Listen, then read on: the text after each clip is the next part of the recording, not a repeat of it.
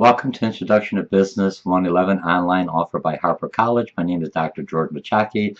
This course is in conjunction with Blackboard Course Management System and McGraw-Hill Integrative Connect and Learn Smart software to help you learn the subject matter.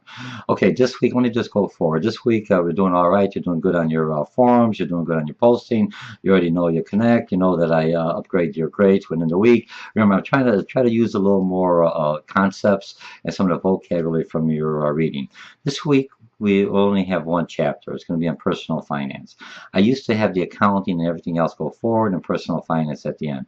What I found out over teaching this class online or even in a face-to-face session, that once you understand, if you could see, you need a good baseline. So if I start off from your personal finance, you have your checking, your credit card, you got a credit score, you're looking at all these other things, how do I get money, looking at my types of character that you're going to read, 5 C's of credit that you can read in this chapter. It's the same thing transfers over to a small business, only that the numbers are larger. You have a little more flexibility. You have a little more ability to gain more money, get more short-term loans in a small business, but you still have to plan your money. You have to look at your expenses. Instead of your income coming in, you're looking at sales revenue, and then you look at expenses. If I have more expensive than income, no different than a business. I have more expensive than sales, and I can't increase my sales or get another job. I have to look at my expense side. So let's go quickly into what we're going to do in this chapter. So chapter D is a bonus chapter at the end. You can look at the 5 sources of advice, and usually you can ask your banker, you can ask your insurance manager, you can ask your mom, your dad, or a close friend, but the person you're asked for financial advice is a person who has money, not someone that's broke and just barely making and got credit, bankrupt. That's not a person I would ask for advice. You'd have to ask someone who understands the financial, okay? The other thing is, how do I control my finances? The first thing you have to do, just like in a business, I have to take an inventory. Inventory, where all does my money go? Once I understand where I'm spending all my money, then I know which areas I could fine-tune or reduce or control my expenses or my costs on. The next thing, the next thing you're going to look at a cash flow. Most businesses have a budget, so they anticipate how much sales are going to come in. That's what you're doing for your feasibility. How much sales you're going to come in, and have a general idea. Now, if my sales doesn't materialize for the week or for the month as I anticipated, I had to make some adjustments. No different than I have income coming in, which is basically my wages, for lack of better words, if I'm looking at from my own personal, or if I'm a business, my pay down, getting paid for, coming in, but my expenses are larger. How do I get rid of or limit my expenses? And some of that maybe is, so you take an inventory, you find out everything else, you set up a budget. How much could I spend for food? How much I spend for insurance? How much I spend for pleasure or disposable income, what they call in marketing? And then I had that budget, and every month I look how close I am to the budget. Now, monthly budget for a personal is a little bit too hard to do. Same thing with a business. So we do a weekly budget. I do a yearly budget. I have so much income coming in, pretend I'm on a fixed income, and I divide it by the months, and then I divide it by the weeks, and you can even do it by the days. And then so you look at your budget, you look at your estimates, and you see where the money's coming in. And if for some reason you have more expensive because prices are going up, how do I overcome that? So maybe I have to cut someplace else, but everything else. And the way you're measured in your personal life is how close you come to your budget. That means I could pay everything on time, no different than a business, how close I could come to my budget. Or if I can't make my expenses, then I'm late on my bills. That means I have a cash flow problem. No different than I would have a cash flow problem in the business arena. Okay, so you build a financial base, live only on your means, only use the charge cards and everything else to bring more assets to make more money, not to have a nice meal and have a McDonald's and then later on in out, you eat it and then it's gone. If you're going to have some kind of asset, buy a computer, or education is a good assets that you will get your return on your investment. Okay, so benefits of buying a home. If you're looking at the benefits of buying a home, now is a good time to get money to buy a home, but not a good time to sell a home because people don't have that kind of money. But there's a lot of people who defaulted. So if you have the cash, you invest now, just buy the home, do it as a rental property, and later on in 4 or 5 years when the market comes back, then you sell that. So now you're getting income, or you keep it as income, and the home what do you call it, appreciates in value. Now, when you're buying a home, you have a tax write-off. Now, when you're looking at buying a home now, tax write-off, there is some debate whether they're going to go on a flat tax. If they go to flat tax, you won't have any itemized write-off. So a home may not be an advantage if you're looking for the tax break. If you're looking for a tax break, the home is an advantage because it'll offset your your income amount that's being taxed. So in another way, but if you're looking at, do I have the money? Do I should I pay for it cash? And that is another option. That's when we go into finance. You'll figure it out. Look at it this way: you're either paying Uncle Sam taxes because you have no deduction, or you're paying the bank interest rate because you're using that as a deduction. And what you do in your personal or your business financing, you're looking at which one will give me more money at the end. If owning a home and having a taxable deduction will reduce my taxable income, that's how I do it. So if you look at a lot of wealthy people, when they say they don't pay their fair share, they don't pay, they pay exactly what the law allows them to pay. They got accountants. So if the law has loopholes and they know how to get into the loopholes, and you're not that savvy to understand the loopholes, you should do some more reading, or that's when you hire investment planner or an accountant to help you find those loopholes. Okay, I mean, so they're actually paying it. So you have to look at what's the difference. Okay, savings, different types of savings. Managing credit.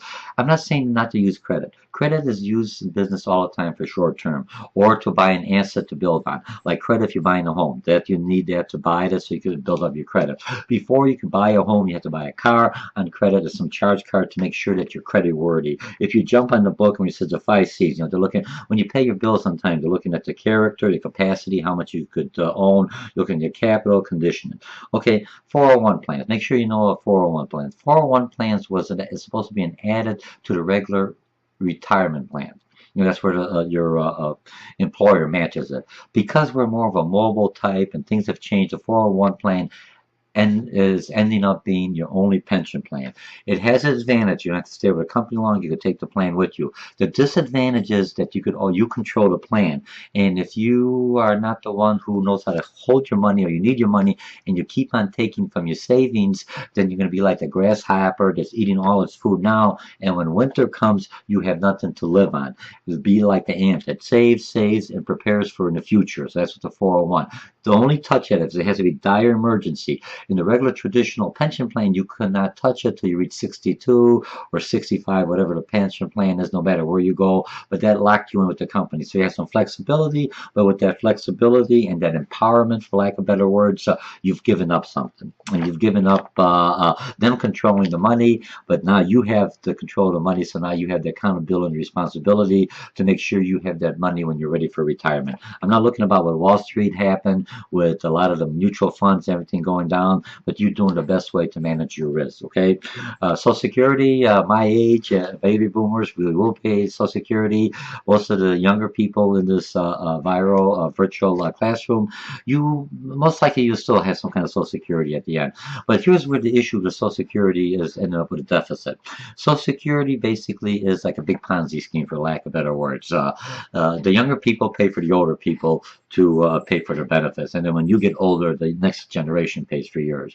And I don't know if Ponzi scheme is the right word, but it has the same mechanism, for lack of a better word. The issue is, what's happening is there's more of us baby boomers and fewer younger people, because most people now don't have the larger family, maybe 1 or 2 children, if that many, or maybe 1, because the cost of raising a child has expanded a lot. So a lot of people say 1 child or 2 is the most. I grew up, I'm in a family of 8, so there's a lot of kids, so there's a lot of us paying in. So that's what happened to baby boomers. There's fewer younger people sustaining us baby boomers when they're ready for retirement. So what does the government have to do? Either raise your taxes, reduce our expenses, or What else could they do? They could increase or reduce my retirement age. Now my retirement age, I think it's at 62, probably 65. By the time I really retire, I'll be 90 years old because they keep on raising. It's almost like having a carrot and you can't see it.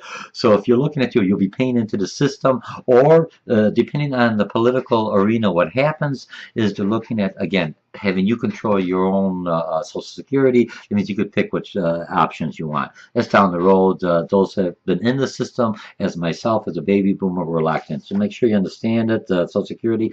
Make sure you look at an annuity. Annuities basically is like a charge card, only you're the charge card recipient. So you basically put money in the saving now, and it's not taxable if you are in a Roth account or a regular IRA account, which is individual retirement account. So what happens is when you reach finally the retirement age of 62, 65, you pay the taxes now if you're doing it on a Roth account, and so you can take the money and live well. But if you want the money now, so you put it in an individual IRA, individual retirement account, and what happens with that account is that you're not taxed now, but when I retire at 67 or 80 or 90, whatever it is, depending on your age, and when it comes up to by that time, is they'll tax you then. The assumption is that at that time you'll be making less money, but you've got all your bills and everything paid up, so your taxable income will be less than it is now. Okay, so you either pay them now or you pay them later. Okay, the 5 C's of credit we already talked about. Investment strategy, they tell you at a younger age you should invest now. If you're my age, you would want to invest in something that has dividends or payouts all the time, because I'm looking at cash flow. I'm not looking at keeping the thing for 10, 15, 20, 30 years to make money as the investment matures. And the best way to invest in the investment pyramid is basically your CDs are the most safest, the government, then you go into mutual funds, and you go on your self-investment. So that takes care of chapter D on personal finance. You're doing all well. Make sure you keep up on this. Next week will be the forum. Let me go real quickly. The form is a real quick one. It's going to be, you're going to be doing some internet searching.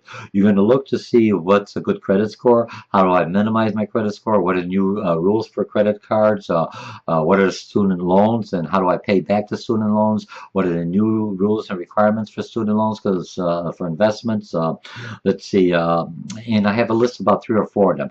Pick 1 or 2 of them. You're going to pick a major one you're going to investigate in, and you put in the subject area in the form. When you put in the subject area in the form, make sure, I'm going to say credit cards, or I'm going to say how to improve your credit score, and then have a minor one, maybe looking how do I invest in mutual funds, or do I buy stocks versus somebody else, or how do I pay off debt, or what's a financial manager, anything else. So but if you see a lot of them in the subject matter, everyone's going credit card, credit card. If someone's already posted a website on there and they already had the same material, part of you, there's a small group, I think there's 16, 18 of us in this online class, you'll find another aspect to keep this forum going and bring new ideas. I didn't know about this, or this is something good, or did you think about this? And remember, everything you're doing here, learning in your personal finance and chapter D, is the same logic, same skill. When we go to next week, we're going to do accounting in 17, and then you're going to do a chapter 18. It's going to be financial markets. You're going to see it's just going to transfer over. It's just going to be a few more numbers, larger numbers, but and we call a little bit differently. But the mechanism, how I save, how I do a budget, how I keep my expenses down, how do I bring more revenue in, how do I move money, what do I do with my money, how do I pay my bills, how do I improve my credit score, when do I buy, when do I sell. All the same thing you're doing personally now, whether you've never been in business, you're a housewife, you're a house husband, and you paid for school, you put it on a charge card, you took a loan out, either a student loan, either a government-backed loan, you took some grants out. All of these same kind of thinking is the same thing you utilize in business, either as a small business entrepreneur, or a small and medium company, or a large corporation who you have a budget either for the whole company or for your department. All right, so that's it for this week. You're doing well. You only got 1 chapter, 1 connect, 1 quiz. Make sure that you do start working on your feasibility things. So start putting it together. It's going to be a narrative. You've got the concept maps. You got my quick video on that. Start writing it. Don't wait till the last minute because you're going to have other projects, everything going on. You should be already done with about 2 or 3 of the things off my concept map, the 6 things. And remember, in the feasibility study, after you have it all done, you will give me a recommendation. Say, yes, I think this project is a good. No, after doing the research, I think that we should have more research and what's and why and how long to complete this research. All right. So this is Introduction to Business Management 111 online. My name is Dr. George Mochocki. I'll see you in the forum and have a nice day. Bye.